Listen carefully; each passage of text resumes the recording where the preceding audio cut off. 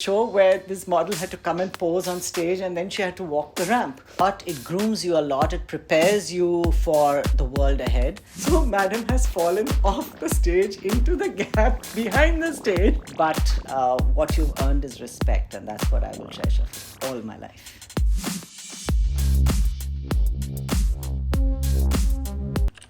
What motivates you every day to wake up and direct shows? My love for it. Just the passion. If not a show director, what would you be and why? Well, this just actually fell into my lap, so I landed up doing this. But otherwise, I would have probably wanted to get into filmmaking, because I think the creativity that can be unleashed on the screen is so superior in terms of being able to have the time to execute something to the way you want it delivered, and which is a luxury we don't have with fashion shows. But that's what I would be doing if not this. Have you directed anything before shows, like in college or anything in the school? No, actually, no. I started off as a model, and while I was modeling, I landed up doing choreography, and that's what really happened. Best project you have worked on so far, other than show directors, of course? One of the most amazing projects that I did was the launch of a company, a product actually, out of USA. It was for a company called Cargill Dow, and the product was a fiber that is being used in tencel fabric.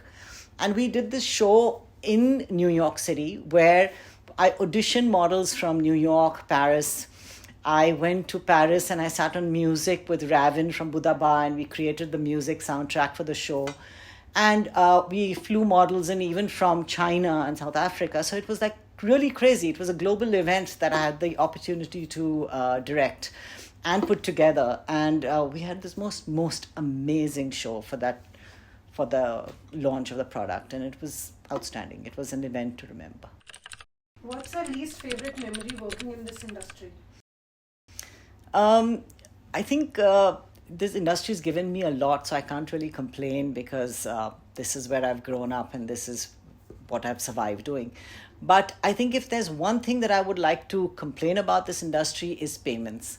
There are a lot of times, a lot of people land up not getting paid after the job is done, and that is really unfair to everybody who's worked on it. So that is one grouse. Anything you regret not knowing about the industry before you got into the field? Well, I probably didn't know much about the industry, because as a model, when I started, I didn't even know what to do with my own hands and legs, even when I was walking. And then when I got into choreography, it's not something that we learned. I learned everything on the job while I was modeling. So for me, it was trial and error. And it was just something that led from one thing to another. So that's how it just happens. Can you share the funniest moment that still makes you laugh? So one of the funniest moments was in the show where this model had to come and pose on stage, and then she had to walk the ramp. And so she's come with all her drama, and she's, taken a nice stance on the stage, and she's put her hand on the backdrop and went to lean on it just for her pose. And while she's done that, she's not realized that there's a gap between the stage and the backdrop. So Madam has fallen off the stage into the gap behind the stage while the show was on. I mean, that was a sight. It happens. Do you ever watch your earlier shows? No. How likely are you to recommend this profession to the youth today? Modeling is an interesting industry. It teaches you a lot, it grooms you a lot, it prepares you for the world ahead. But it's not a career that would last a lifetime. So I would say you take this as a hobby, you take this as a learning process, you take this as something you enjoy doing. But then from here, you need to know where to branch out and when to branch out. You can't just hang in there till you're thrown out, and you can't really keep waiting for something to happen if it's not happening. So while the going is good, definitely do it, and given the opportunity, of course. And learn from it, and then go ahead, go into a different career that can probably be an offshoot of the industry or not necessarily connected. But don't depend on just this industry, because it's not going to last. What's something you've achieved that you're most proud of, and why? Somebody once told me that, Lubna, you may not have made as much money as people think you have, but what you've earned is respect, and that's what I will treasure for all my life. Do you ever reflect back on the mistakes you have made, and what's the process of you dealing with it? You know, I believe that we all make mistakes. We make mistakes probably every day of our life. And the way I have dealt with my mistakes is I've tried to learn from them. So I try to not repeat them going ahead in life.